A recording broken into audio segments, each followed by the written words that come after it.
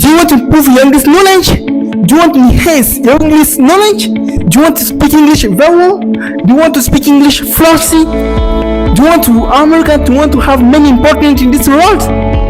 So, welcome to Learn English.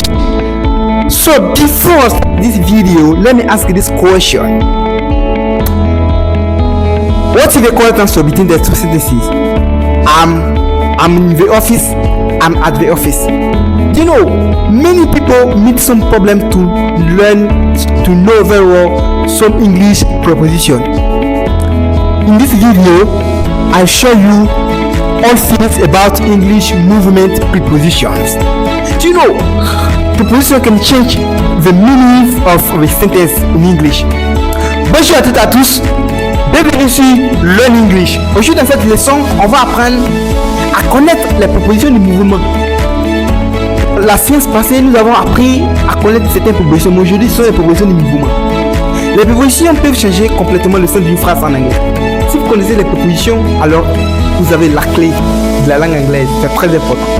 Tous ceux qui veulent préparer les tests, IELTS, TOEFL test, TOEIC test, alors apprenez correctement à connaître les prépositions en anglais. Ça va beaucoup vous aider durant vos tests. Alors les amis, c'est parti.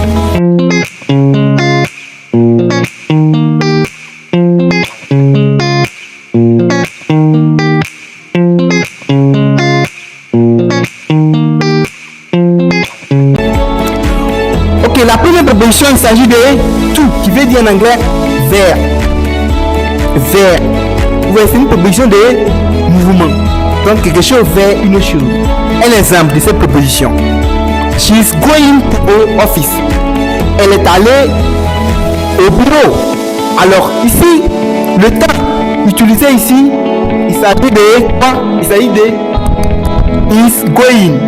Is going, c'est, on appelle ça le present continuous. Le present continuous. Qui veut dire quoi? L'action se déroule. Donc, elle est allée. Vous voyez, l'action se déroule. Donc, c'est comme si elle s'en va au bureau. Voilà. La deuxième proposition, il s'agit de into.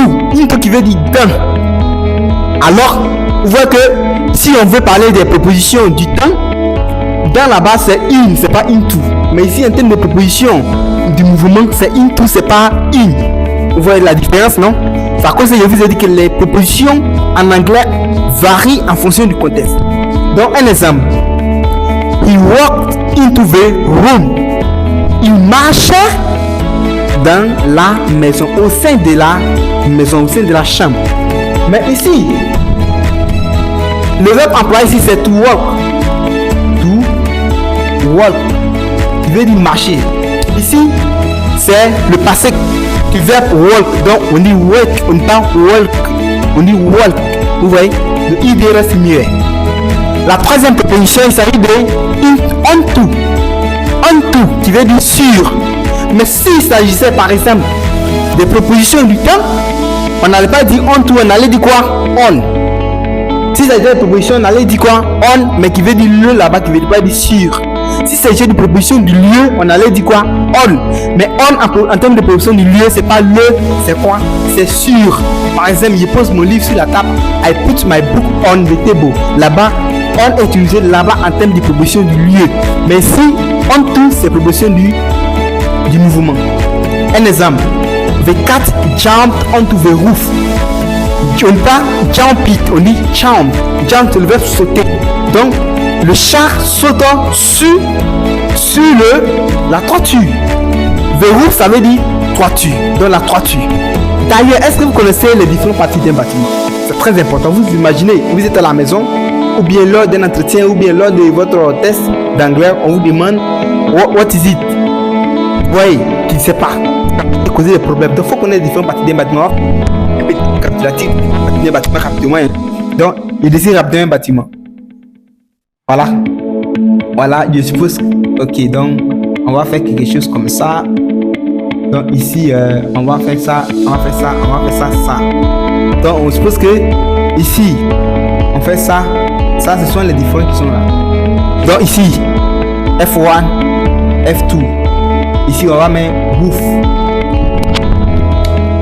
bouffe ici.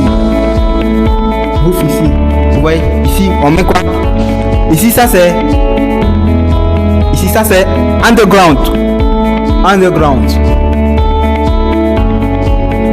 Donc ici, en termes de bâtiment, on appelle ça fondation. Foundation. Foundation. Ici, on appelle ça first floor. First floor. Le premier niveau. Second floor. Second floor. Second floor. Le deuxième niveau. Ici, vous pouvez appeler ça, si c'est en termes de plancher, on appelle ça slab. Slab en termes de plancher. Donc voici un peu les différentes parties d'un bâtiment. Donc prenez ça, c'est très important. Donc la quatrième proposition, il s'agit de towards. Ça veut dire vers. They walk towards the sunset. Ça veut dire quoi? Ça veut dire que ils marchaient vers le coucher du soleil. Ici, sunset, ça veut dire coucher du soleil. Lever du soleil, comme on dit ça en anglais, on dit quoi? On dit sunshine.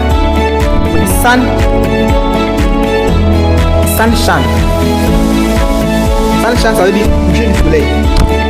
Sunshine, ça veut dire coucher du soleil, mais sunset, ça veut dire sunshine, ça veut dire lever du soleil. Sunshine, ça veut dire coucher du soleil. La cinquième proposition, c'est front. Front qui veut dire aussi à travers. Un exemple. We draw front the tunnel. Tunnel, ça veut dire tunnel. Ça veut dire tunnel. Maintenant, tunnel, ça veut dire tunnel. Bridge, ça veut dire pont. Tous ces éléments aussi, vous devrez connaître. Les éléments dans le domaine du génie civil, vous devez les connaître aussi en anglais. C'est très important. Voilà. Et cross, ça veut dire quoi? Ça veut dire à travers aussi. Un exemple. She swam across the lake. Ça veut dire quoi? Elle nageait à travers le lac. Mais the lake, ça veut dire lac. To swim. To swim. Swam. Ok? Vous devez connaître aussi vos verbes réguliers et irréguliers. D'ailleurs, vous êtes nombreux sur cette chaîne. À nous tous les jours, à nous regarder. Alors, vous apprenez quoi? Abonnez-vous à la chaîne pour bénéficier quotidiennement des vidéos que nous allons poser sur la chaîne. Ok les amis, nous les francophones là, on doit bien apprendre à prononcer les mots. Nous c'est important lorsqu'on parle en anglais. Merci. Ok, la dernière proposition c'est des formes qui veut dire day. Un exemple. I received my letter from my friend. J'ai reçu ma lettre de la part de mon ami.